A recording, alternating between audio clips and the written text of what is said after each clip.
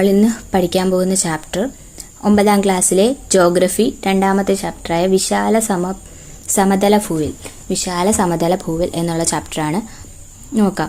മാനമുട്ട ഉയർന്നു നിൽക്കുന്ന പർവ്വതങ്ങൾ, അതിവിശാലമായ സമതല ഭൂമികൾ, പീഠഭൂമികൾ, ചുട്ടുപൊള്ളുന്ന മണലാരണ്യങ്ങൾ, താഴ്വരകൾ മുതലായ വൈവിധ്യങ്ങളായ ഭൂരൂപങ്ങൾ ഭൗമോപരിതലത്തിൽ കാണപ്പെടുന്നു. ദശലക്ഷക്കണക്കിന് വർഷങ്ങൾ കൊണ്ട് രൂപം കൊണ്ടവയാണ് ഇവ. നമ്മുടെ രാജ്യത്തിൻ്റെ ഭൂപ്രകൃതി വിഭാഗങ്ങളിലൊന്നായ ഉത്തര പർവ്വത മേഖലയെക്കുറിച്ച് നമ്മൾ കഴിഞ്ഞ അധ്യായത്തിൽ വിശദമായി പഠിച്ചിട്ടുണ്ട്. ഇനി ഈ ഒരു ഭൂപടം കൊടുത്തിട്ടുണ്ട്, അത് നോക്കാനെന്നാണ്. അത് നിരീക്ഷിക്കൂ. ഉത്തര പർവ്വത മേഖലയുടെ തെക്കുഭാഗത്തായി ഉപദ്വീപീയ പീഠഭൂമിയുടെ വടക്കായും സ്ഥിതി ചെയ്യുന്ന വിസ്തൃതമായ ഒരു ഭൂപ്രകൃതി വിഭാഗം കാണുന്നില്ലേ? അതിവിശാലമായ ഒരു എക്കൽ സമതലമാണിത്. സിന്ധു ഗംഗ ബ്രഹ്മപുത്ര സമതലം എന്നാണ് അറിയപ്പെടുന്നത്. സിന്ധു ഗംഗ ബ്രഹ്മപുത്ര സമതലം ഇതെവിടെയാണ്? ഉത്തരപർവ്വത മേഖലയുടെ തെക്കു ഭാഗത്തായും ഉപദ്വീപീയ പീഠഭൂമിയുടെ വടക്കായും സ്ഥിതി ചെയ്യുന്ന വിസ്തൃതമായ ഭൂവിഭാഗമാണ് ഉത്തര മഹാസമതലം. അതിവിശാലമായ എക്കൽ സമതലങ്ങളാണ് ഇവ. സിന്ധു ഗംഗ ബ്രഹ്മപുത്ര സമതലം എന്നാണ് ഇതറിയപ്പെടുന്നത്. എന്തുകൊണ്ടായിരിക്കും? സിന്ധു ഗംഗ ബ്രഹ്മപുത്ര എന്നീ നദികളിലെ അസാധങ്ങൾ നിക്ഷേപിച്ചുണ്ടായതാണ് ഈ എക്കൽ സമതലം. നോക്ക്, ഈ പിക്ചറിൽ സിന്ധു ഗംഗ ബ്രഹ്മപുത്ര സമതലമാണ്. ഉത്തരപർവ്വത മേഖലയാണ് ഈ കൊടുത്തേക്കുന്നത്. ഉത്തരപർവ്വത മേഖല. അതിന് താഴെ, അതിന് തൊട്ട് തെക്കായിട്ട് സിന്ധു ഗംഗ ബ്രഹ്മപുത്ര സമതലം. അതിന് താഴെ ഉപദ്വീപീയ പീഠഭൂമിയുണ്ട്. ഉത്തരേന്ത്യൻ സമതലങ്ങൾ എന്നും ഉത്തര മഹാസമതലത്തെ അറിയപ്പെടുന്നു. സിന്ധു ഗംഗ ബ്രഹ്മപുത്ര സമതലം, ഉത്തര മഹാസമതലം, ഉത്തരേന്ത്യൻ സമതലങ്ങൾ എന്നും ഇതിനെ അറിയപ്പെടുന്നുണ്ട്. ഇതിനെങ്ങനെയാണ് രൂപപ്പെടുന്നതെന്ന് നോക്കാം. എക്കൽ നദികൾ ഒഴുക്കിക്കൊണ്ടുവരുന്ന ചെളി, മണൽ, ചരൽ എന്നിവ ഉൾപ്പെടെയുള്ള ശിലാ അവശിഷ്ടങ്ങളെയാണ് എക്കൽ എന്ന് വിളിക്കുന്നത്. ഒഴുകുന്ന വെള്ളം, കാറ്റ്, ഹിമാനികൾ, തിരമാല തുടങ്ങി ഭൗമോപരിതലത്തിൽ പ്രവർത്തിക്കുന്ന ബാഹ്യശക്തികളുടെ നിരന്തരമായ പ്രവർത്തന ഫലമായി ഭൗമോപരിതലത്തിൽ വൈവിധ്യമാർന്ന ഭൂരൂപങ്ങൾ ഉണ്ടാകുന്നു. ആയതിനാൽ ഇവയെ ഭൂരൂപ രൂപീകരണ സഹായികളെന്നും ഭൂരൂപങ്ങൾ ഉണ്ടാകുന്നതിന് സഹായകരമായ പ്രക്രിയകളെ ഭൂരൂപ രൂപീകരണ പ്രക്രിയകളെന്നും വിളിക്കുന്നു. അപ്പം എന്താണ് പറയുന്നത്? ഒഴുകുന്ന വെള്ളം, കാറ്റ്, ഹിമാനികൾ, തിരമാല തുടങ്ങി ഭൗമോപരിതലത്തിൽ പ്രവർത്തിക്കുന്ന ബാഹ്യശക്തികളുടെ നിരന്തര പ്രവർത്തന ഫലമായി ഭൗമോപരിതലത്തിൽ വൈവിധ്യമാർന്ന ഭൂരൂപങ്ങൾ ഉണ്ടാകുന്നു. ആയതിനാൽ ഇവയെ ഭൂരൂപ രൂപീകരണ സഹായികളെന്നും ഇതുപോലെ ഉണ്ടാകുന്ന ഭൂരൂപങ്ങളെ എന്ത് പേരിലറിയപ്പെടുന്നു? ഈ പ്രക്രിയയെ എന്ത് പേരിൽ അറിയപ്പെടുന്നു? ഭൂരൂപീകരണ പ്രക്രിയ എന്ന് പറയുന്നു. ഭൗതികവും രാസികവും ജൈവികവുമായ പ്രക്രിയയിലൂടെ ശിലകൾ പൊടിഞ്ഞുണ്ടാകുന്ന ശിലാവസ്തുക്കളെ ഈ ബാഹ്യശക്തികൾ ഒരിടത്തു നിന്ന് മറ്റൊരിടത്തേക്ക് നീക്കിക്കൊണ്ടുപോകുകയും താഴ്ന്ന പ്രദേശങ്ങളിൽ നിക്ഷേപിക്കുകയും ചെയ്യുന്നു. ഈ പ്രക്രിയയെ നിക്ഷേപണം എന്ന് പറയുന്നു. അതായത് ഈ ഒഴുകുന്ന വെള്ളം, കാറ്റ്, ഹിമാനി തുടങ്ങിയ തിരമാല എന്നിവ എന്ത് ചെയ്യുന്നു? ഈ ഭൗതികവും രാസികവും ജൈവികവുമായ പ്രക്രിയയിലൂടെ ഉണ്ടാകുന്ന ശിലകൾ പൊടിഞ്ഞുണ്ടാകുന്ന ശിലാവസ്തുക്കളെ ഈ ബാഹ്യശക്തികളായിട്ടുള്ള ഇവ എന്തോ ചെയ്യുന്നു? ഒരിടത്തു നിന്നും മറ്റൊരിടത്തേക്ക് നീക്കിക്കൊണ്ടുപോവുകയും താഴ്ന്ന പ്രദേശങ്ങളിൽ നിക്ഷേപിക്കുകയും ചെയ്യുന്നു. ഇതിനെയാണ് നിക്ഷേപണം എന്ന് പറയുന്നത്. നിക്ഷേപണം.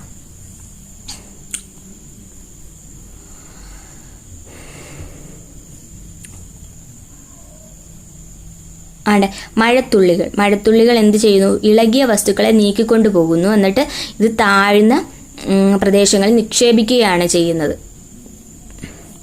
ഒരു ഉയർന്ന പ്രദേശത്തുള്ള ഇളകിയ ശിലാപദാർത്ഥങ്ങളെ മഴവെള്ളം മറ്റൊരു പ്രദേശത്തേക്ക് നീക്കൊണ്ടുപോയി നിക്ഷേപിക്കുന്നതാണ് ഈ പിക്ചറിൽ കൊടുത്തേക്കുന്നത്. അതിൻ്റെ ഒരു പിക്ചർ റെപ്രസെൻറ്റേഷനാണ് ഈ കൊടുത്തേക്കുന്നത്. ഇനി ഉയർന്ന പ്രദേശങ്ങളിൽ നിന്നും ഉത്ഭവിക്കുന്ന നീർച്ചാലുകൾ ചെറുചാലുകളായി ഒഴുകിച്ചേർന്ന് അരുവികളാവുകയും പല അരുവികൾ ചേർന്ന് നദികളായി വികാസം പ്രാപിക്കുകയും ചെയ്യുന്നു. ഉയർന്ന പ്രദേശങ്ങളിൽ നിന്നും ഉത്ഭവിച്ചൊഴുകുന്ന നദികൾ വഹിച്ചു കൊണ്ടുവരുന്ന അവസാദങ്ങൾ താഴ്ന്ന പ്രദേശങ്ങളിൽ നിക്ഷേപിച്ച് കാലക്രമേണ അതിവിശാലമായ എക്കൽ സമതലങ്ങൾ ഉൾപ്പെടെയുള്ള നിക്ഷേപണ ഭൂരൂപങ്ങൾ സൃഷ്ടിക്കപ്പെടുന്നു. അപ്പോൾ എന്താണ് പറഞ്ഞാൽ ഉയർന്ന പ്രദേശങ്ങളിൽ നിന്നും ഉത്ഭവിക്കുന്ന നീർച്ചാലുകൾ ചെറുചാലുകളായി ഒഴുകിച്ചേർന്ന് അരുവികളാവുകയും പല അരുവികൾ ചേർന്ന് നദിയായി വികാസം പ്രാപിക്കുകയും ചെയ്യുന്നു.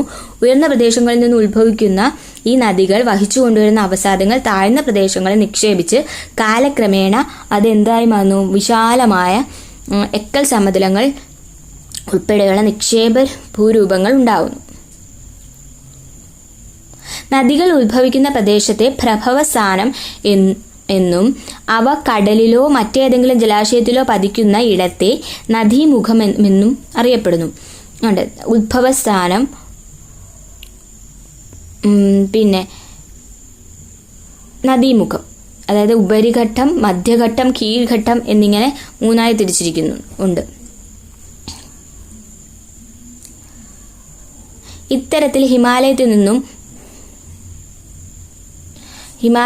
ഉപദ്വീപീയ ഇന്ത്യയിൽ നിന്നും ഉത്ഭവിച്ചൊഴുകുന്ന നദികൾ വഹിച്ചു കൊണ്ടുവന്ന അവസാദങ്ങൾ നിക്ഷേപിക്കപ്പെട്ടാണ് ഫലഭൂയിഷ്ഠമായ സിന്ധു ഗംഗ ബ്രഹ്മപുത്ര സമതലം രൂപപ്പെട്ടത്. ഹിമാലയ രൂപീകരണ ഫലമായി ഹിമാലയത്തിന്റെ തെക്കായി രൂപപ്പെട്ട അതിവിശാലമായ തടത്തിലാണ് അവ നിക്ഷേപിക്കപ്പെട്ടത്. ദശലക്ഷക്കണക്കിന് വർഷങ്ങളോളം നടന്ന നിക്ഷേപണ പ്രക്രിയയിലൂടെ ഫലമായി ഈ സമതലം രൂപം കണ്ടത് എന്നാണ് പറയുന്നത്. ഇവിടുത്തെ എക്കൽ നിക്ഷേപത്തിന്റെ കനം ഏകദേശം 1000 മീറ്റർ മുതൽ 2000 മീറ്റർ വരെയാണ് ഇവിടുത്തെ എക്കൽ നിക്ഷേപത്തിന്റെ കനം എന്ന് പറയുന്നത്. സിന്ധു ഗംഗ ബ്രഹ്മപുത്ര സമതലത്തിന്റെ രൂപീകരണത്തെ സൂചിപ്പിക്കുന്ന രേഖാചിത്രമാണ് 2.3 കൊടുത്തേക്കുന്നത്.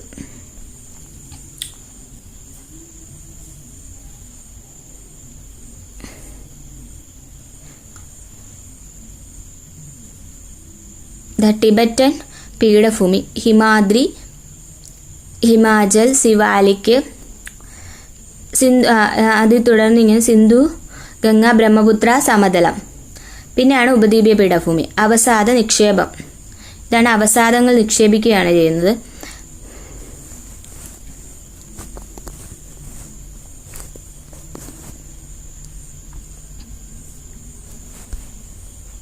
സിന്ധു നദീമുഖം മുതൽ ഗംഗാ നദീമുഖം വരെ ഏകദേശം 3200 കിലോമീറ്റർ നീളത്തിൽ വ്യാപിച്ചു കിടക്കുന്ന ഈ സമതലം ലോകത്തിലെ തന്നെ ഏറ്റവും വലിയ എക്കൽ പ്രദേശമാണ്.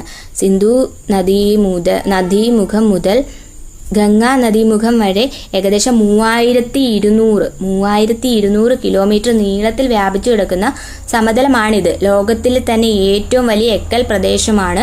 ഏകദേശം 2400 കിലോമീറ്റർ നീളത്തിൽ ഈ സമതലം ഇന്ത്യയിൽ വ്യാപിച്ചിരിക്കുന്നു. കിഴക്കു നിന്നും പടിഞ്ഞാറോട്ട്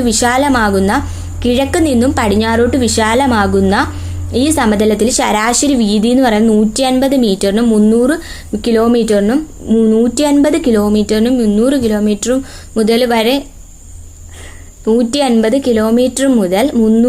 കിലോമീറ്റർ വരെയാണ്.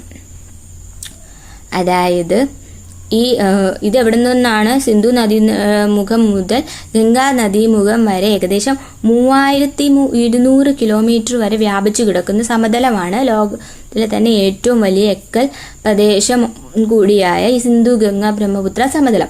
ഏകദേശം 2400 കിലോമീറ്റർ നീളത്തിൽ ഈ സമതലം ഇന്ത്യയിൽ വ്യാപിച്ചു കിടക്കുന്നതാണ് 2400. പിന്നെ കിഴക്കു നിന്നും പടിഞ്ഞാറോട്ട് ഇത് വിശാലമാവുകയാണ് ചെയ്യുന്നത്. ഇതിന്റെ ശരാശരി വീതി എന്ന് പറയുന്നത് 150 കിലോമീറ്റർ മുതൽ 300 കിലോമീറ്റർ വരെയാണ്. ഈ സമതലത്തിന്റെ അതിരുകൾ വടക്ക് സിവാലിക് പർവ്വത നിരകളും തെക്ക് ഉപദ്വീപീയ പീഠഭൂമിയുടെ ക്രമരഹിതമായ വടക്കൻ അരികുകളുമാണ്. അപ്പോൾ ഈ സമതലത്തിന്റെ അതിരുകൾ എന്ന് പറയുന്ന വടക്ക് എന്തായിരിക്കും? സിവാലിക് പർവ്വത നിരകളും തെക്ക് ഉപദ്വീപീയ പീഠഭൂമിയുടെ ക്രമരഹിതമായ വടക്കൻ അരികുകളാണ്. ഈ സമതലത്തിന്റെ വിസ്തീർണം ഏകദേശം 7 ലക്ഷം ചതുരശ്ര കിലോമീറ്റർ ആണ്. വളക്കൂറുള്ള മണ്ണ്, മതിയായ ജലലഭ്യത, അനുകൂല കാലാവസ്ഥ, പരന്ന ഭൂപ്രകൃതി എന്നീ സവിശേഷതകളാൽ ഈ പ്രദേശം കൃഷിക്ക് വളരെ അനുയോജ്യമായ മേഖലകളായി തീർന്നിരിക്കുന്നു. ഭൂമിശാസ്ത്രപരമായി ഒരൊറ്റ ഭൂപ്രകൃതി വിഭാഗമായി ഇതിനെ പരിഗണിക്കാമെങ്കിലും നദീവ്യവസ്ഥ, നദികളുടെ ഒഴുക്കിന്റെ ദിശ, ഭൂപ്രകൃതിയുടെ സവിശേഷത എന്നിവയെ അടിസ്ഥാനമാക്കി അതിവിസ്തൃതമായ ഈ സമതലത്തെ 4 പ്രാദേശിക വിഭാഗങ്ങളായി തിരിക്കാം.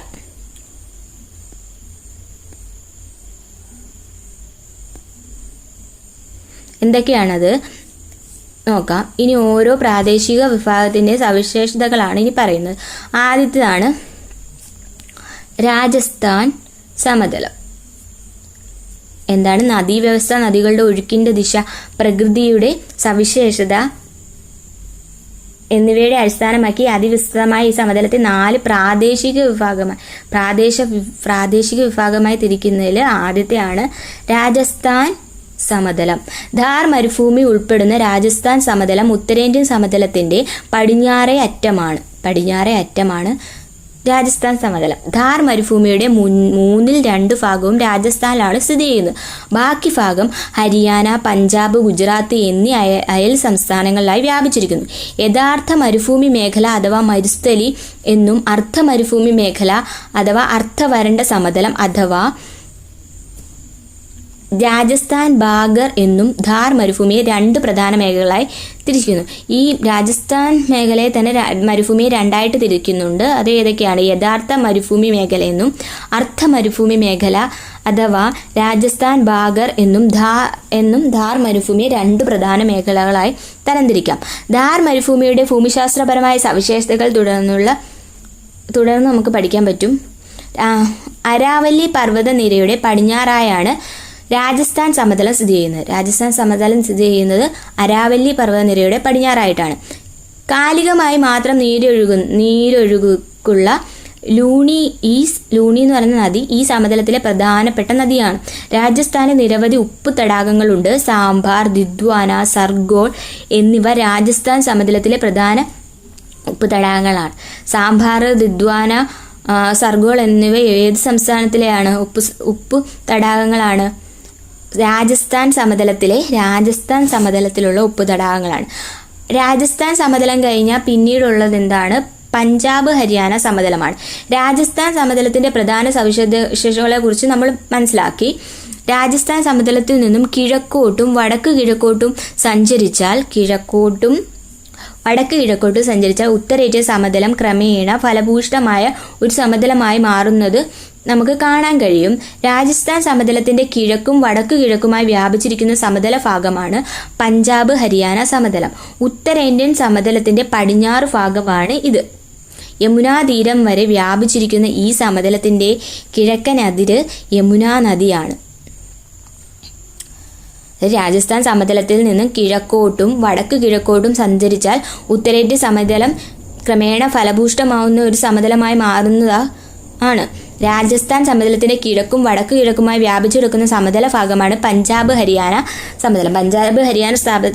സമതലം എങ്ങനെയാണ് വ്യാപിച്ചെടുക്കുന്നത്? രാജസ്ഥാൻ സമതലത്തിന്റെ കിഴക്കും വടക്ക് കിഴക്കുമായിട്ടാണ് വ്യാപിച്ചു കിടക്കുന്നത്. യമുനാ തീരം വരെ വ്യാപിച്ചു കിടക്കുന്ന ഈ സമതലത്തിന്റെ കിഴക്കൻ അതിര് യമുനാ നദിയാണ്.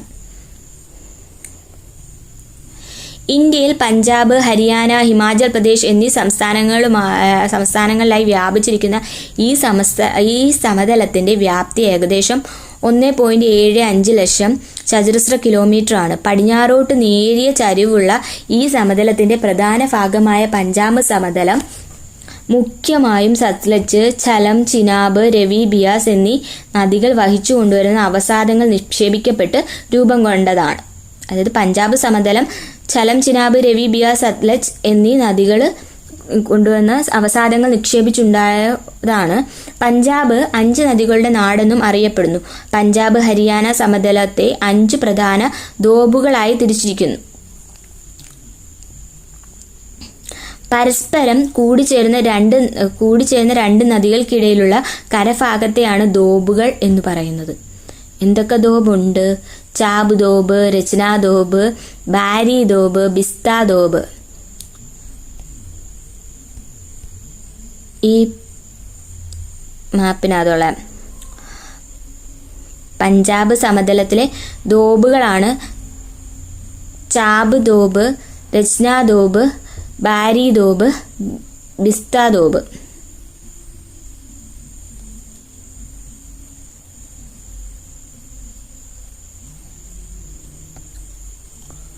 അതായത് പരസ്പരം കൂടിച്ചേർന്ന 2 നദികൾക്കിടയിൽ ഉള്ള കരഭാഗമാണ് ദോബുകൾ. ഝലം, ചിനാബ് എന്നീ നദികൾക്കിടയിലുള്ള ദോബാണ്.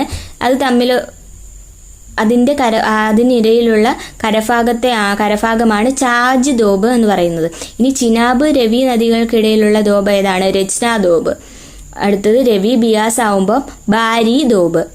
അടുത്തത് ബിയാസ് സത്ലജ് ആവുമ്പോൾ ബിസ്ത ദോബ്. അത് പറയുന്നുണ്ട്. പ്രധാന ദോബുകൾ ബിസ്ത ജലന്ധർ ദോബ് ബിയാസ് സത്ലജ് എന്നീ നദികൾക്കിടയിൽ സ്ഥിതി ചെയ്യുന്നു. ബാരി ദോബ് ബിയാസ് രവി എന്നീ നദികൾക്കിടയിൽ സ്ഥിതി ചെയ്യുന്നു. രച്ന ദോബ് രവി ചിനാബ് എന്നീ നദികൾക്കിടയിൽ സ്ഥിതി ചെയ്യുന്നു.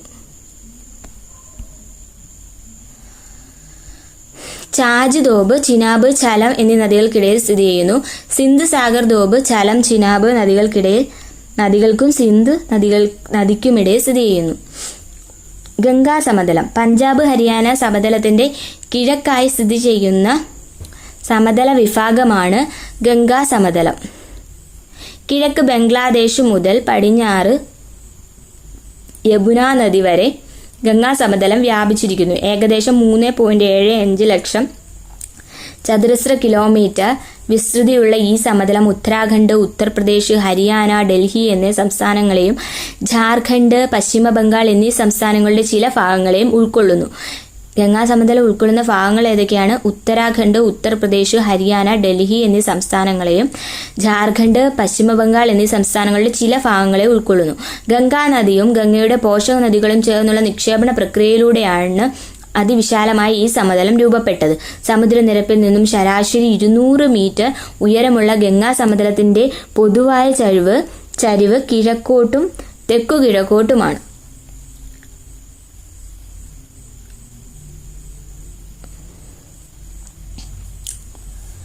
ഇനി ഗംഗാ സമതല ഉപവിഭാഗങ്ങളാണ് എന്തൊക്കെയാണ്? ഉപരി ഗംഗാ സമതലം, മധ്യ ഗംഗാ സമതലം, കീഴ് ഗംഗാ സമതലം. ഗംഗാ സമതലത്തെ വീണ്ടും 3ആയി തരംതിരിക്കാം. എന്തൊക്കെയാണ്? ഉപരി ഗംഗാ സമതലം, മധ്യ ഗംഗാ സമതലം, കീഴ് ഗംഗാ സമതലം. ഇനി ബ്രഹ്മപുത്ര സമതലം ഉത്തരേന്ത്യൻ സമതലത്തിന്റെ ഏറ്റവും കിഴക്ക് ഭാഗമായ ബ്രഹ്മപുത്ര സമതലം, ബ്രഹ്മപുത്ര താഴ്വര, അസം താഴ്വര, അസം സമതലം എന്നിങ്ങനെ വ്യത്യസ്ത പേരുകളിൽ അറിയപ്പെടുന്നു. അസമിന്റെ കിഴക്കേ അറ്റം മുതൽ ബംഗ്ലാദേശ് അതിർത്തിക്കടുത്തുള്ള ധുബ്രിയുടെ പടിഞ്ഞാറ് വരെ വ്യാപിച്ചിരിക്കുന്ന ഈ സമതലത്തിന് ഏകദേശം 720 കിലോമീറ്റർ നീളവും ശരാശരി 60 മുതൽ 70 കിലോമീറ്റർ വരെ വീതിയുമുണ്ട്. ബ്രഹ്മപുത്ര സമതലത്തിന്റെ ഭൂരിഭാഗം പ്രദേശങ്ങളും സ്ഥിതി ചെയ്യുന്നത് അസമിലാണ്. പൊതുവെ ഉത്തരേന്ത്യൻ സമതലത്തിന്റെ കിഴക്കോട്ടുള്ള തുടർച്ചയായിട്ടാണ് ബ്രഹ്മപുത്ര സമതലത്തെ കണക്കാക്കുന്നതെങ്കിലും ഭൂമിശാസ്ത്രപരമായി ബ്രഹ്മപുത്ര സമതലം വേറിട്ട് നിൽക്കുന്നു. വടക്ക് കിഴക്കൻ ഹിമാലയവും കിഴക്ക് പത്കായ് നാഗ കുന്നുകളും തെക്ക് ഗാരോ ഖാസി ജയന്തിയ കുന്നുകളും മിഗിർ കുന്നുകളും ചേർന്ന് ഈ സമതല ഭാഗത്തെ വേർതിരിച്ചു നിർത്തുന്നു. എന്തൊക്കെയാണ് പറഞ്ഞത്? ഭൂമിശാസ്ത്രപരമായി ബ്രഹ്മപുത്ര സമതലം വേറിട്ട് നിൽക്കുന്നു. വടക്ക് കിഴക്കൻ ഹിമാലയവും കിഴക്ക് പത്കായ് നാഗ കുന്നുകളും തെക്ക് ഗാരോ ജയന്തിയ കുന്നുകളും മിഗിർ കുന്നുകളും ചേർന്ന് ഈ സമതല ഭാഗത്തെ വേർതിരിച്ചു നിർത്തുന്നു. ബ്രഹ്മപുത്ര സമതലത്തിന്റെ പടിഞ്ഞാറായി കീഴ് ഗംഗാ സമതലം സ്ഥിതി ചെയ്യുന്നു. ഏകദേശം 56,275 ചതുരശ്ര കിലോമീറ്റർ വിസ്തൃതിയുള്ള ഈ സമതലം ബ്രഹ്മപുത്ര നദിയുടെയും അതിന്റെ പോഷക നദികളുടെയും നിക്ഷേപണ പ്രക്രിയയിലൂടെ രൂപപ്പെട്ടതാണ്. തീസ്ത, മാനസ്, ലോഹിത്, ദിബാങ് എന്നിവയാണ് ബ്രഹ്മപുത്രയുടെ പോഷക നദികൾ. ബ്രഹ്മപുത്രയുടെ പോഷക നദികൾ ഏതൊക്കെയാണ്? തീസ്ത, മാനസ്, ലോഹിത്, ദിബാങ് എന്നിവയാണ്. ഈ സമതലം എക്കൽ വിശറികളാൽ സമ്പന്നമാണ്. എന്താണ് എക്കൽ വിശറികൾ? നദികൾ സമതലത്തിൽ പ്രവേശിക്കുമ്പോൾ ഒഴുക്ക് പെട്ടെന്ന് കുറയുകയും ആയതിനാൽ അവ വഹിച്ചു കൊണ്ടുവരുന്ന അവസാദങ്ങൾ അഥവാ എക്കൽ ഒരു വിശറിയുടെ രൂപത്തിൽ നിക്ഷേപിക്കപ്പെടുകയും ചെയ്യുന്നു. ഇങ്ങനെ രൂപപ്പെടുന്ന ഭൂരൂപങ്ങളെ എക്കൽ വിശറികൾ എന്ന് പറയുന്നു. ഇതാണ് എക്കൽ വിശറിയുടെ ചിത്രം. സമതല പ്രദേശങ്ങളിലൂടെ തുടർന്നൊഴുകുന്ന നദികൾ പല ചാലുകളായി പിരിയുന്നു. ഒഴുക്ക് തീരെ കുറയുമ്പോൾ വളഞ്ഞു പുളഞ്ഞ് ഒഴുകുകയും പിന്നീട് അവ ഓക്സ്ബോ തടാകങ്ങൾ സൃഷ്ടിക്കുകയും ചെയ്യുന്നു.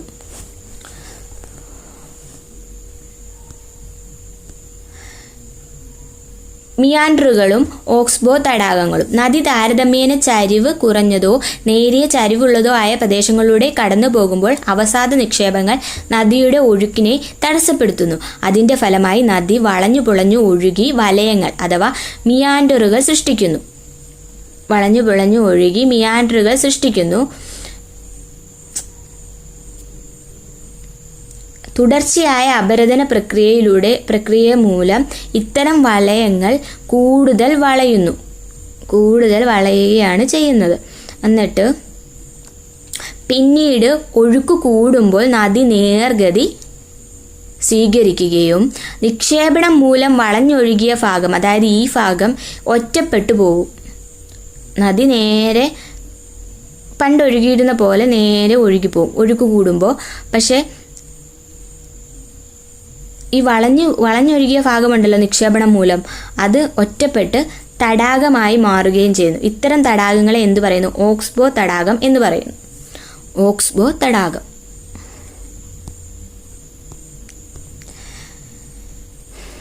ഒരു പിക്ചറുണ്ട്. നദി മിയാൻഡറിങ് ആണിത്. ഇതെല്ലാമാണ് ഓക്സ്ബോ തടാകങ്ങൾ. ഇതുപോലെ ഉണ്ടായതാണ് മിയാൻഡറിങ്ങും ഓക്സ്ബോ തടാകവും. ആ നദി പിന്നെ എന്തായി? നേരെ പോവുകയും ചെയ്തു. കണ്ടോ? നദികൾ ഇങ്ങനെ വളഞ്ഞു പുളഞ്ഞ് ഒഴുകുന്നതിനെ നദി മിയാൻഡറിങ് അല്ലെങ്കിൽ നദീ വലയങ്ങൾ എന്നാണ് അറിയപ്പെടുന്നത്. ഒരു നദി മിയാൻഡറിങ് ആണ് ചിത്രത്തിൽ നൽകിയിരിക്കുന്നത്. നദി ഇങ്ങനെ വളഞ്ഞു പുളഞ്ഞു ഒഴുകുന്നതിന് എന്ത് പറയുന്നു? നദി മിയാൻഡറിങ് അല്ലെങ്കിൽ നദീ വലയങ്ങൾ എന്ന് പറയുന്നു. ഭൂപ്രകൃതി സവിശേഷതകളുടെ അടിസ്ഥാനത്തിൽ ഉത്തരേന്ത്യൻ സമതലത്തെ വടക്കു നിന്നും തെക്കോട്ട് 3 പ്രധാന മേഖലകളായി തിരിക്കാം. അതായത് ഭൂപ്രകൃതിയുടെ അടിസ്ഥാനത്തിൽ ഉത്തരേന്ത്യൻ സമതലങ്ങളെ വടക്ക് നിന്നും തെക്കോട്ട് എന്ന ക്രമത്തിൽ 3 മേഖലകളായി തിരിക്കാം. എന്തൊക്കെയാണ്? ഭാബർ, ടെറായി, എക്കൽ സമതലങ്ങൾ. ഈ മേഖലകൾ ഓരോന്നിൻ്റെയും സവിശേഷതകൾ എന്തൊക്കെയാണ്? സിവാലിക് പർവ്വതനിരയ്ക്ക് സമാന്തരമായി അതിൻ്റെ തെക്കു ഭാഗത്ത് കാണപ്പെടുന്ന ഭാഗമാണ് ഭാബർ. അതായത് സിവാലിക് പർവ്വതനിരയ്ക്ക് സമാന്തരമായി അതിൻ്റെ തെക്കു ഭാഗത്ത് കാണപ്പെടുന്ന ഭാഗമാണ് ഭാബർ. സിവാലിക് മലയടി വാരത്തിന് സമാന്തരമായി ചരിവ് അവസാനിക്കുന്നിടത്തു നിന്നും ഏകദേശം 8 കിലോമീറ്റർ മുതൽ 10 കിലോമീറ്റർ വരെ വിസ്തൃതിയുള്ള ഇടുങ്ങിയ ഭൂവിഭാഗമാണ് ഇത്. 8 കിലോമീറ്റർ മുതൽ 10 കിലോമീറ്റർ വരെ വിസ്തൃതിയുള്ള ഇടുങ്ങിയ ഭൂവിഭാഗമാണ് ഇതെന്ന് പറയുന്നത്. പർവ്വത ഭാഗത്തു നിന്നും വരുന്ന നദികൾ കൊണ്ടുവരുന്ന ഉരുളൻ കല്ലുകളും പാറകളും നിക്ഷേപിക്കപ്പെട്ടാണ് ഈ സമതലങ്ങൾ ഭാഗം രൂപപ്പെടുന്നത്. ഈ ഉരുളൻ കല്ലുകളുടെയും പാറകളുടെയും അടിയിലൂടെ നദികൾ ഒഴുകുന്നതിനാൽ നദികൾ ഈ ഭാഗത്ത് ദൃശ്യമാകുന്നില്ല. ചിത്രം 2.12 ശ്രദ്ധിച്ചു നോക്ക്. 1-2 ഇത് ഭാബർ മേഖലയാ. ഇതിന് മുകളിൽ ഉരുളം വലിയ പാറകളൊക്കെ കിടക്കുന്നതുകൊണ്ട് നദി ഒഴുകുന്നുണ്ട് ഇതിൻ്റെ അടിയിൽ കൂടെ, പക്ഷെ കാണാൻ പറ്റത്തില്ല.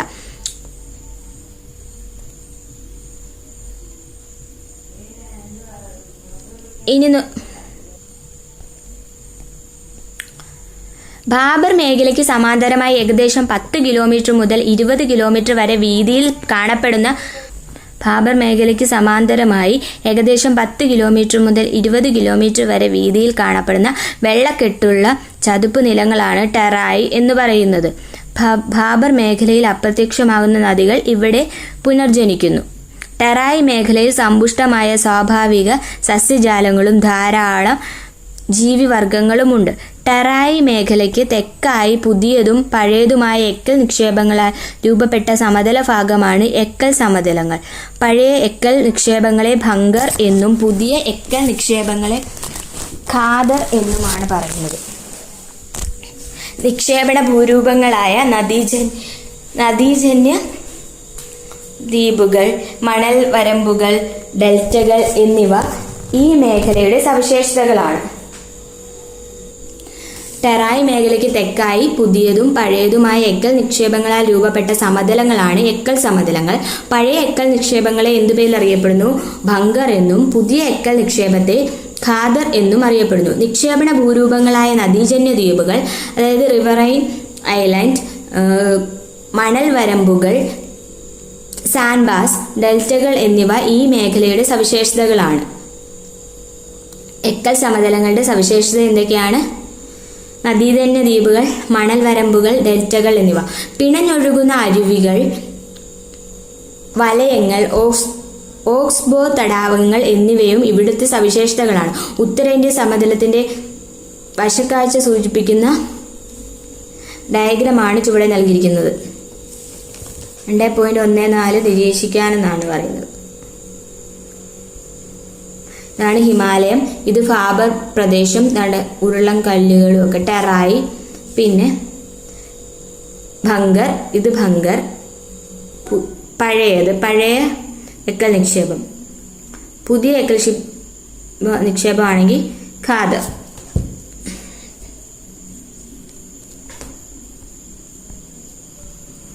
ഇനി എന്താണ് പ്രളയ സമതലങ്ങൾ? പ്രളയ സമയത്ത് നദികൾ കര കവിഞ്ഞു ഒഴുകുമ്പോൾ അവ ഒഴുക്കിക്കൊണ്ടുവരുന്ന എക്കൽ ഇരുവശങ്ങളിൽ നിക്ഷേപിക്കപ്പെട്ട് സമതലം രൂപപ്പെടുന്നു. ഇങ്ങനെ പ്രളയ സമയത്ത് എക്കൽ നിക്ഷേപിച്ച് രൂപപ്പെടുന്ന സമതലങ്ങളായതിനാൽ ഇവയെ പ്രളയ സമതലങ്ങൾ എന്ന് വിളിക്കുന്നു. കൃഷിക്ക് ഏറെ അനുയോജ്യമായ ഇത്തരം പ്രളയ സമതലങ്ങളിലാണ് ലോകപ്രശസ്തമായ പല നദീതട സംസ്കാരങ്ങളും ഉടലെടുത്തത്.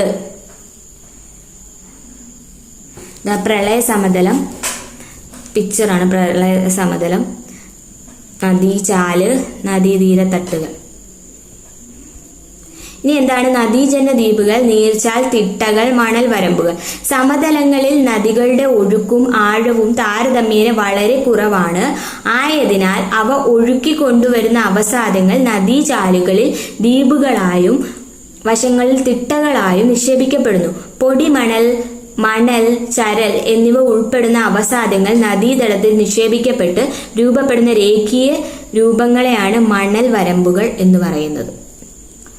അപ്പോൾ ഭൂപ്രകൃതിയുടെ സവിശേഷതയ്ക്ക് അടിസ്ഥാനമാക്കി ഉത്തരേന്ത്യൻ സമതലങ്ങളെ വടക്ക് നിന്നും തെക്കോട്ട് 3 പ്രധാന ഭാഗങ്ങളായി തിരിച്ചിട്ടുണ്ട്. ഭാബർ, ടെറായി, എക്കൽ സമതലങ്ങൾ.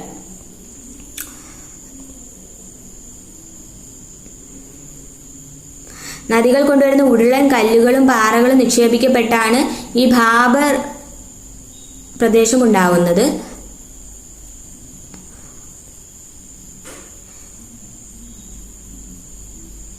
ഇനി ഭാബർ മേഖലയ്ക്ക് സമാന്തരമായി ഏകദേശം 10 കിലോമീറ്റർ മുതൽ 20 കിലോമീറ്റർ വരെ വീതിയിൽ കാണപ്പെടുന്ന വെള്ളക്കെട്ടുള്ള ചതുപ്പുകളെയാണ് ടെറായി എന്ന് പറയുന്നത്. ഭാബർ പ്രദേശങ്ങളിൽ അപ്രത്യക്ഷമാകുന്ന നദികൾ ഇവിടെ പുനർജീവിക്കുന്നു.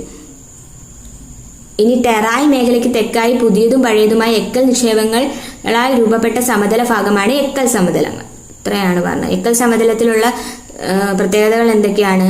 നദീജന്യ ദ്വീപ്, നിക്ഷേപ ഭൂരൂപങ്ങളായ നദീജന്യ ദ്വീപുകൾ, മണൽ വരമ്പുകൾ, ഡെൽറ്റകൾ എന്നിവയൊക്കെ കാണപ്പെടുന്നു. വലയങ്ങൾ, ഓക്സ്ബോ തടാകങ്ങൾ എന്നിവയും കാണപ്പെടുന്നത് ഇവിടെയാണ്. ഡെൽറ്റകൾ സമതലങ്ങളിലൂടെ ഒഴുകി നദീമുഖങ്ങളോട് അടുക്കുമ്പോൾ നദി വളരെ സാവധാനം ഒഴുകുന്നു. നദികൾ വഹിച്ചു കൊണ്ടുവരുന്ന അവസാദത്തിന്റെ അളവ് കൂടുതലായതിനാലും നദീജലം കൂടുതലായതിനാലും മിക്ക നദികളും ഈ പ്രദേശത്ത് കൈവഴികളായി പിരിഞ്ഞ് ഒഴുകുന്നു. അപ്പോൾ നദികൾ ഒഴുക്കിക്കൊണ്ടുവരുന്ന അവസാദങ്ങൾ ഈ കൈവഴികൾക്കിടയിൽ നിക്ഷേപിക്കപ്പെട്ട് ഏതാണ്ട് ത്രികോണാകൃതിയിലുള്ള ഭൂരൂപങ്ങൾ രൂപപ്പെടുന്നു. ഇവയാണ് ഡെൽറ്റകൾ. ഗ്രീക്ക് അക്ഷരമാലയായ ഡെൽറ്റ എന്ന അക്ഷരത്തിന്റെ ആകൃതിയോട് സാമ്യമുള്ളതിനാലാണ് ഇവയ്ക്ക് ഈ പേര് ലഭിച്ചത്. എന്താണ് പറഞ്ഞത്? സമതലങ്ങളിലൂടെ ഒഴുകുമ്പോൾ, അതായത് സമതലങ്ങളിലൂടെ ഒഴുകി നദീമുഖങ്ങളോട് അടുക്കുന്തോറും നദി വളരെ സാവധാനമാണ് ഒഴുകുന്നത്. അതിനുള്ള കാരണം എന്താണ്? നദികൾ വഹിച്ചു കൊണ്ടുവരുന്ന അവസാദങ്ങളുടെ അളവ് കൂടുതലായതിനാലും നദീജലം കൂടുതലായതിനാലുമാണ് മിക്ക നദികളും ഈ പ്രദേശത്ത് കൈവരികളായി പിരിഞ്ഞ് ഒഴുകുന്നു. അപ്പോൾ നദികൾ ഒഴുക്കിക്കൊണ്ടുവരുന്ന അവസാദങ്ങൾ ഈ കൈവരികൾക്കിടയിൽ നിക്ഷേപിക്കപ്പെട്ട് ഏതാണ്ട് ത്രികോണാകൃതിയിലുള്ള ഭൂരൂപങ്ങൾ രൂപം കൊള്ളുന്നു. ഇവയാണ് ഡെൽറ്റ. ഗ്രീക്ക് അക്ഷരമാലയിലെ ഡെൽറ്റ എന്ന അക്ഷരത്തിനോട് സാമ്യമുള്ളതിനാലാണ്, ഇതിന്റെ ആകൃതിക്ക് ആ സാമ്യം ഉള്ളതിനാലാണ് ഈ പേര് വന്നത്. ഇനി ഉത്തരേന്ത്യൻ സമതലങ്ങളുടെ ഭൂപ്രകൃതി സവിശേഷതകളെ കുറിച്ച് നമ്മൾ മനസ്സിലാക്കി. നൈസർഗിക സസ്യജന്തുജാലങ്ങൾ, മണ്ണ്, കൃഷി വൈവിധ്യം, ജനജീവിതം എന്നിവ രൂപപ്പെടുത്തുന്ന ഒരു പ്രദേശത്തിന്റെ ഭൂപ്രകൃതി സവിശേഷതകൾ പോലെ തന്നെ നിർണായകമാണ് ആ പ്രദേശത്ത് അനുഭവപ്പെടുന്ന കാലാവസ്ഥയും. ഉത്തര മഹാസമുദ്രത്തിലെ പ്രധാനപ്പെട്ട കാലാവസ്ഥ സവിശേഷതകൾ എന്തൊക്കെയാണ്? ഒന്ന്, ശൈത്യകാലം. ഉത്തരേന്ത്യയിൽ സാധാരണ നവംബർ മധ്യത്തോടെയാണ് ശൈത്യകാലം ആരംഭിക്കുന്നത്. ഉത്തരേന്ത്യൻ സമതലത്തിലെ തണുപ്പേറിയ മാസങ്ങൾ ഡിസംബറും ജനുവരിയുമാണ്. ഇക്കാലങ്ങളിൽ ഉത്തരേന്ത്യൻ സമതലങ്ങളിൽ അതിശൈത്യം അനുഭവപ്പെടുന്നു. എന്തുകൊണ്ടാണ് ഉത്തരേന്ത്യൻ സമതലങ്ങളിൽ അതിശൈത്യം അനുഭവപ്പെടുന്നതെന്ന് അറിയാമോ? കാലാവസ്ഥയെ മിതപ്പെടുത്തുന്ന സമുദ്രത്തിന്റെ സ്വാധീനത്തിൽ നിന്നും ഏറെ അകലെയായാണ് ഉത്തരേന്ത്യൻ സമതലങ്ങളുടെ മിക്ക പ്രദേശങ്ങളും സ്ഥിതി ചെയ്യുന്നത്. ഹിമാലയൻ പർവ്വതങ്ങളിലെ മഞ്ഞുവീഴ്ച അതിശക്തമായ ശീതക്കാറ്റിന് കാരണമാകുന്നു. പശ്ചിമേഷ്യയിൽ നിന്നും വീശുന്ന ശീതക്കാറ്റ് ഉത്തരേന്ത്യൻ സമതലത്തിന്റെ പടിഞ്ഞാറൻ പ്രദേശങ്ങളിൽ ഹിമം, മൂടൽമഞ്ഞ്, ശീതതരംഗം എന്നിവയ്ക്ക് കാരണമാകുന്നു. ഉത്തരാർദ്ധഗോളത്തിൽ നിന്നും ദക്ഷിണാർദ്ധഗോളത്തിലേക്കുള്ള സൂര്യന്റെ അയനം. ശൈത്യകാലത്ത് ഉത്തരേന്ത്യൻ സമതലങ്ങളിൽ നേരിയ മഴ ലഭിക്കാറുണ്ട്. ഇനി ഉഷ്ണകാലം. ശൈത്യകാലം കഴിഞ്ഞാൽ പിന്നെ ഉഷ്ണകാലമാണ്. മാർച്ച് മാസത്തോടെ ഉത്തരേന്ത്യൻ സമതലങ്ങളിൽ താപനില ഉയരുവാൻ തുടങ്ങും. ഏപ്രിൽ, മെയ്, ജൂൺ എന്നീ മാസങ്ങളിലാണ് ഉത്തരേന്ത്യൻ സമതലങ്ങളിൽ ഉഷ്ണകാലം അനുഭവപ്പെടുന്നത്. ഉത്തരേന്ത്യൻ സമതലങ്ങളിൽ ഉഷ്ണകാലം അതികഠിനമാണ്. മെയ് മാസത്തോടെ പടിഞ്ഞാറൻ ഭാഗങ്ങളിൽ താപനില 48 ഡിഗ്രി സെൽഷ്യസ് വരെ ഉയരാറുണ്ട്. മെയ്, ജൂൺ മാസങ്ങളിൽ രാജസ്ഥാനിലെ മരുഭൂമി പ്രദേശങ്ങളിൽ നിന്നും ഗംഗാ സമതലത്തിലേക്ക് ശക്തിയേറിയ വരണ്ട ഉഷ്ണക്കാറ്റുകൾ വീശാറുണ്ട്. ലൂ എന്നറിയപ്പെടുന്ന ഈ കാറ്റുകൾ ഉത്തരേന്ത്യൻ സമതലത്തിലെ താപനില ഗണ്യമായി ഉയർത്തുന്നു. പഞ്ചാബ്, ഹരിയാന, കിഴക്കൻ രാജസ്ഥാൻ, ഉത്തർപ്രദേശ് എന്നിവിടങ്ങളിൽ വൈകുന്നേരങ്ങളിൽ പൊടി നിറഞ്ഞ കാറ്റുകൾ സാധാരണമാണ്. ഇത്തരം കാറ്റുകൾ ചെറിയ തോതിലുള്ള മഴയ്ക്ക് കാരണമായതിനാൽ അതികഠിനമായ വേനൽ ചൂടിൽ നിന്നും അല്പം ആശ്വാസം ലഭിക്കുന്നുണ്ട്. ഇനി തെക്കു പടിഞ്ഞാറൻ മൺസൂൺ കാലം. മാർച്ച് മാസത്തോടെ ഉത്തരേന്ത്യൻ സമതലത്തിലെ താപനില ഗണ്യമായി ഉയരുന്നു. തൽഫലമായി ഇവിടെ രൂപം കൊള്ളുന്ന ന്യൂനമർദ്ദ മേഖലയാണ് തെക്കു പടിഞ്ഞാറൻ മൺസൂൺ കാറ്റുകളെ ഇന്ത്യൻ ഉപഭൂഖണ്ഡത്തിലേക്ക് ആകർഷിക്കുന്നത്. 2 ശാഖകളായാണ് തെക്കു പടിഞ്ഞാറൻ മൺസൂൺ കാറ്റുകൾ ഇന്ത്യൻ ഉപഭൂഖണ്ഡത്തിലേക്ക് പ്രവേശിക്കുന്നത്. തെക്കു പടിഞ്ഞാറൻ മൺസൂണിന്റെ അറബിക്കടൽ ശാഖയും പിന്നെന്തായിരിക്കും? ബംഗാൾ ഉൾക്കടൽ ശാഖയും ഉണ്ടായിരിക്കും. സുന്ദരവനം ഡെൽറ്റ പ്രദേശത്തിലൂടെ കരയിലേക്ക് പ്രവേശിക്കുന്ന ബംഗാൾ ഉൾക്കടൽ ശാഖ 2 ഉപശാഖകളായി പിരിയുന്നു.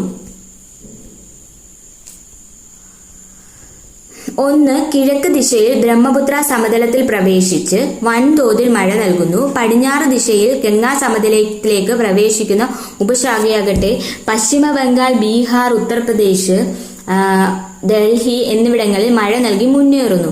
ഇത് അരാവല്ലി പർവ്വതനിരയ്ക്ക് സമാന്തരമായി നീങ്ങുന്ന അറബിക്കടൽ ശാഖയുമായി പഞ്ചാബ് സമതലത്തിൽ വെച്ച് കൂട്ടിച്ചേരുകയും പടിഞ്ഞാറൻ ഹിമാലയത്തിന്റെ അടിവാര മേഖലകളിൽ വരെ മഴ എത്തുകയും ചെയ്യുന്നു.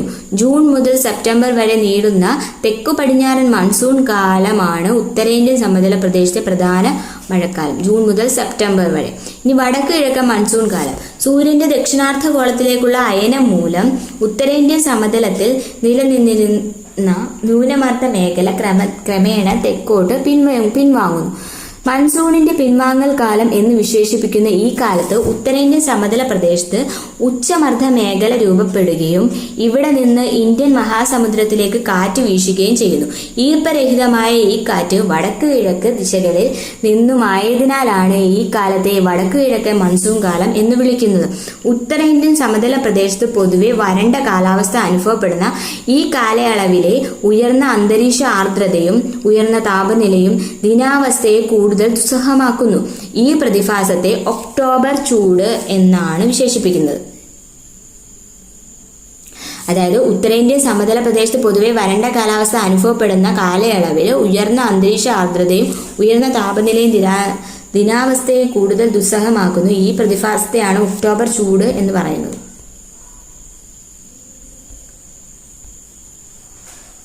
ബംഗാൾ ഉൾക്കടൽ ശാഖ മൺസൂൺ കാറ്റുകൾ ബംഗാൾ ഉൾക്കടലിൽ നിന്ന് അറബിക്കടൽ ശാഖയിലോട്ട് പോകുന്നതാണ് കാണിക്കുന്നത്. ഉത്തരേന്ത്യൻ സമതലങ്ങളിലെ നൈസർഗിക സസ്യജാലങ്ങൾ എന്തൊക്കെയാണ്? ഉത്തരേന്ത്യൻ സമതലത്തിലെ നൈസർഗിക സസ്യജാലങ്ങൾക്കും ഏറെ വൈവിധ്യമുണ്ട്. ഭൂപ്രകൃതി, കാലാവസ്ഥ, മണ്ണിന്റെ സ്വഭാവം എന്നീ ഘടകങ്ങളാണ് നൈസർഗിക സസ്യജാലങ്ങളിലെ ഈ വൈവിധ്യത്തിന് കാരണം. മനുഷ്യന്റെ ഇടപെടലുകളില്ലാതെ ദീർഘകാലം ഒരു പ്രദേശത്തെ മണ്ണിനെയും കാലാവസ്ഥയെയും മാത്രം അനുകൂല ഘടകങ്ങളാക്കി വളരുന്ന സസ്യങ്ങളാണ് നൈസർഗിക സസ്യജാലങ്ങൾ എന്നറിയപ്പെടുന്നത്. മനുഷ്യന്റെ ഇടപെടലുകൾ ഉണ്ടാവാൻ പാടില്ല. ദീർഘകാലം ഒരു പ്രദേശത്തെ മണ്ണിനെയും കാലാവസ്ഥയും മാത്രം അനുകൂല ഘടകമായി വളരുന്ന സസ്യങ്ങളാണ് നൈസർഗിക സസ്യജാലങ്ങൾ. ഉത്തരേന്ത്യൻ സമതലത്തിൽ പൊതുവെ കാണപ്പെടുന്ന നൈസർഗിക സസ്യജാലങ്ങളാണ് ചുവടെ കൊടുത്തിരിക്കുന്നത്. ഉഷ്ണമേഖല ഇലപൊഴിയും കാടുകൾ, ഉഷ്ണമേഖല മുൾക്കാടുകൾ, ചതുപ്പ് നിലവനങ്ങൾ. ഉഷ്ണമേഖല ഇലപൊഴിയും കാടുകളെ രണ്ടായി തിരിക്കാം: വരണ്ട ഇലപൊഴിയും കാടുകളെന്നും ആർദ്ര ഇലപൊഴിയും കാടുകളെന്നും. ഉഷ്ണമേഖല ഇലപൊഴിയും വനങ്ങളെ രണ്ടായി തിരിക്കാം: വരണ്ട ഇലപൊഴിയും കാടുകളെന്നും ആർദ്ര ഇലപൊഴിയും കാടുകളെന്നും. 70 സെന്റിമീറ്ററിനും 100 സെന്റിമീറ്ററിനും ഇടയിൽ വാർഷിക മഴ ലഭിക്കുന്ന പ്രദേശങ്ങളിലാണ് വരണ്ട ഇലപൊഴിയും കാടുകൾ കാണപ്പെടുന്നത്. വരണ്ട അന്തരീക്ഷ സ്ഥിതിയിൽ ഏകദേശം 6 മുതൽ 8 ആഴ്ച വരെ ഈ സസ്യങ്ങൾ ഇലപൊഴിക്കുന്നു. ഉത്തർപ്രദേശിലെ സമതലങ്ങളിലും ബീഹാറിലും വരണ്ട ഇലപൊഴിയും കാടുകൾ കാണപ്പെടുന്നു. ഈ 100 സെന്റിമീറ്ററിന് 200 സെന്റിമീറ്ററിനും ഇടയിൽ വാർഷിക മഴ ലഭിക്കുന്ന ടെറായി, ഭാബർ മേഖലകളിൽ ഉൾപ്പെടുന്ന സിവാലിക് താഴ്വര, ഒഡീഷയിലെയും പശ്ചിമ ബംഗാളിലെയും ചില ഭാഗങ്ങൾ എന്നിവിടങ്ങളിലാണ് ആർദ്ര ഇലപൊഴിയും കാടുകൾ കാണപ്പെടുന്നത്. കൂടാതെ തേക്ക്, സാൽ, ശിഷ, മഹുവ, നെല്ലി, ചന്ദനം എന്നിവ ഉഷ്ണമേഖല ഇലപൊഴിയും കാടുകളിൽ കാണപ്പെടുന്ന ചില സസ്യവർഗ്ഗങ്ങളാണ്. ഉത്തരേന്ത്യൻ സമതലങ്ങളിൽ താരതമ്യേന മഴ കൂടുതൽ ലഭിക്കുന്ന പ്രദേശങ്ങളിൽ തേക്കും മറ്റു വൃക്ഷങ്ങളും അവയ്ക്കിടയിൽ പുൽമേടുകളും കാണപ്പെടുന്നു. അതുമൂലം ഒരു മൈതാന ഭൂപ്രദേശ ദൃശ്യം ഈ വനപ്രദേശങ്ങൾക്ക് കൈവരുന്നു. വരൾച്ച കാലത്തിന്റെ തുടക്കത്തിൽ മരങ്ങളെല്ലാം പൂർണ്ണമായും ഇലകൾ പൊഴിക്കുന്നു. തൽഫലമായി ഈ മരങ്ങൾ എഴുന്നു നിൽക്കുന്ന പുൽമേടുകളായി മാറുന്നു.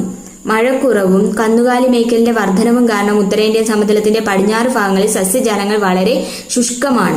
തെക്കു പടിഞ്ഞാറൻ പഞ്ചാബിന്റെ അർദ്ധവരണ്ട പ്രദേശങ്ങളിലും പടിഞ്ഞാറൻ ഹരിയാന, രാജസ്ഥാൻ എന്നിവിടങ്ങളിലും ഉഷ്ണമേഖലാ മുൾക്കാടുകൾ കാണപ്പെടാറുണ്ട്. വൈവിധ്യമാർന്ന പുല്ലുകളും കുറ്റിച്ചെടികളും നിറഞ്ഞതാണ് ഉഷ്ണമേഖലാ മുൾക്കാടുകൾ. ബാബുൽ, ബെർ, വന്യ ഈന്തപ്പനകൾ, ഖൈർ, വേപ്പ്, കെജ്രി, പലാസ് തുടങ്ങിയവയാണ് പ്രധാന സസ്യവിഭാഗങ്ങൾ. ഏതൊക്കെയാണ്? ബാബുൽ, ബെർ, വന്യ ഈന്തപ്പനകൾ, ഖൈർ, വേപ്പ്, ഖെജ്രി, പലാസ്. 2 മീറ്റർ ഉയരത്തിൽ വരെ വളരുന്ന ടസോക്കി എന്ന പുല്ലുവർഗ വിഭാഗങ്ങളും അടിക്കാടായി ചിലയിടങ്ങളിൽ വളരുന്നുണ്ട്. രാജസ്ഥാനിലെ വിശാലമായ ഉപ്പുപാടങ്ങൾ, ശുദ്ധജല തടാകങ്ങൾ, ഗംഗാസമതലത്തിന്റെ ശുദ്ധജല ചതുപ്പുകൾ, ബ്രഹ്മപുത്ര നദിയിലെ പ്രളയ സമതലങ്ങൾ, സുന്ദർബൻ ഡെൽറ്റ പ്രദേശങ്ങൾ എന്നിവിടങ്ങളിൽ കാണപ്പെടുന്ന സ്വാഭാവിക സസ്യജാലങ്ങളാണ് ചതുപ്പ് നിലങ്ങൾ, അതായത് സ്വാമ്പ് ഫോറസ്റ്റ്. പശ്ചിമ ബംഗാളിൽ ഗംഗാസമതലത്തിന്റെ ചതുപ്പ് നിറഞ്ഞ അതിവിശാലമായ ഡെൽറ്റ പ്രദേശമാണ് സുന്ദർബൻ. ഇവിടെ നിബിഡമായി കാണപ്പെടുന്ന സ്വാഭാവിക സസ്യജാലങ്ങളാണ് കണ്ടൽക്കാടുകൾ, അതായത് മാംഗ്രോവ്സ്.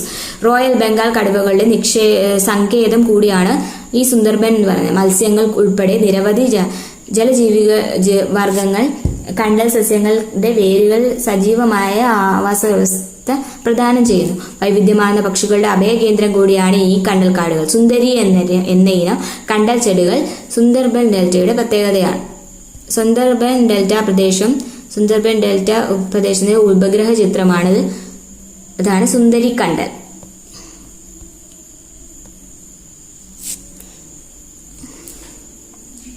കണ്ടൽക്കാടുകളുണ്ട്, പർവ്വത വനങ്ങളുണ്ട്, ഉഷ്ണമേഖല ഇലപൊഴിയും കാടുകളുണ്ട്, ഉഷ്ണമേഖല നിത്യഹരിത വനങ്ങളുണ്ട്, ഉഷ്ണമേഖല മുൾക്കാടുകളുണ്ട്. ഉത്തരേന്ത്യൻ സമതലം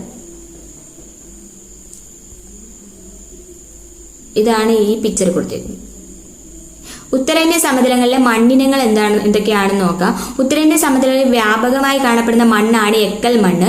മണൽ മണ്ണ് മുതൽ കളിമണ്ണ് വരെയുള്ള മണ്ണിനങ്ങളുടെ വ്യത്യസ്ത സ്വഭാവങ്ങൾ പുലർത്തുന്നതാണ് എക്കൽ മണ്ണ്. രാജസ്ഥാനിൽ കുറഞ്ഞ വിസ്തൃതിയിൽ കാണപ്പെടുന്ന ഇവ ഗുജറാത്തിന്റെ സമതല പ്രദേശങ്ങളിൽ വ്യാപകമായി കാണപ്പെടുന്നു. ഗംഗാ സമതലങ്ങളിൽ 2 വ്യത്യസ്തങ്ങളായ എക്കൽ മണ്ണിനങ്ങൾ രൂപം കൊണ്ടിട്ടുണ്ട്. ഖാദർ, ഭംഗർ എന്നിവയാണവ. ബ്രഹ്മപുത്ര ഗംഗാ സമതലങ്ങളുടെ കീഴ്ഘട്ടത്തിലും മധ്യഘട്ടത്തിലും ഇത്തരം മണ്ണ് കൂടുതൽ നേർത്തതും കളിമണ്ണ് കലർന്നതുമായി കാണപ്പെടുന്നു. കൃഷിക്ക് ഏറെ അനുയോജ്യമാണ് ഈ എക്കൽ മണ്ണ് എന്ന് പറയുന്നത്.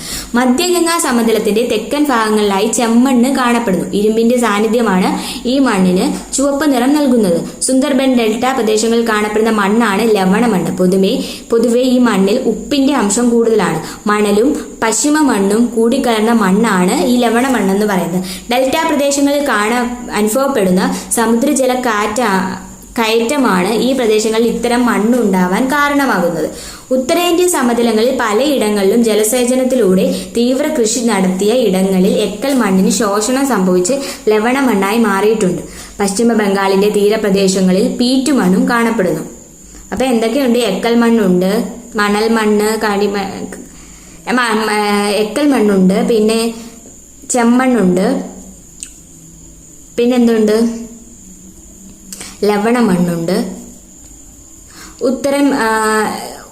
ഉത്തരേന്ത്യൻ സമതലങ്ങൾ പടിഞ്ഞാറ് രാജസ്ഥാൻ ഉൾപ്പെട്ട പ്രദേശങ്ങളിൽ വ്യാപകമായി കാണപ്പെടുന്ന മണ്ണാണ് വരണ്ട മണ്ണ്. ഘടനാപരമായി മണൽ രൂപവും ലവണത്വ സ്വഭാവമുള്ള ഈ മണ്ണിൽ ജൈവാംശവും ജലാംശവും വളരെ കുറവായിരിക്കും. അതിനാൽ ഈ മണ്ണിൽ സസ്യവളർച്ചയ്ക്ക് ജലസേചനം അനിവാര്യമാണ്. ഇന്ത്യയിലെ മണ്ണിനങ്ങൾ നോക്കി: എക്കൽ മണ്ണ്, വരണ്ട മണ്ണ്, കറുത്ത മണ്ണ്, വനമണ്ണ്, ചെങ്കൽ മണ്ണ്, ചെമ്മണ്ണ്, മഞ്ഞമണ്ണ്. ഉത്തരേന്ത്യൻ സമതലം ഈ പിക്ചറിൽ കൊടുത്തേക്കുന്നത് ഇത്രയാണ്. ജനജീവിതം. ഫലഭൂഷ്ടമായ എക്കൽ മണ്ണ്, നിരപ്പാർന്ന ഭൂപ്രകൃതി, എപ്പോഴും നീരൊഴുക്കുള്ള നദികൾ, അനുയോജ്യമായ കാലാവസ്ഥ തുടങ്ങിയവ ഉത്തര മഹാസമതലത്തിന്റെ സവിശേഷതകളാണ്. നമ്മുടെ രാജ്യത്തിന്റെ മൊത്തം ഭൂവിസ്തൃതിയുടെ 1/4 ഭാഗത്തിനും താഴെയാണ് ഉത്തരേന്ത്യൻ സമതലത്തിന്റെ വിസ്തീർണം. എന്നാൽ ഈ മഹാസമതലമാണ് ഇന്ത്യയുടെ മൊത്തം ജനസംഖ്യയുടെ പകുതിയേറെ ഉൾക്കൊള്ളുന്നത് ഈ ഭാഗത്താണ്. കാർഷിക മേഖലയെ അടിസ്ഥാനമാക്കിയുള്ള ഇന്ത്യയുടെ സമ്പദ് വ്യവസ്ഥയെ പടുത്തുയർത്തുന്നതിൽ നിർണായക പങ്കാണ് വടക്കൻ സമതലങ്ങൾക്കുള്ളത്. ഇവിടെ ഗോതമ്പ്, നെല്ല്, ചണം, കരിമ്പ് തുടങ്ങിയ വ്യത്യസ്ത വിളകൾ വ്യാപകമായി കൃഷി ചെയ്യപ്പെടുന്നു.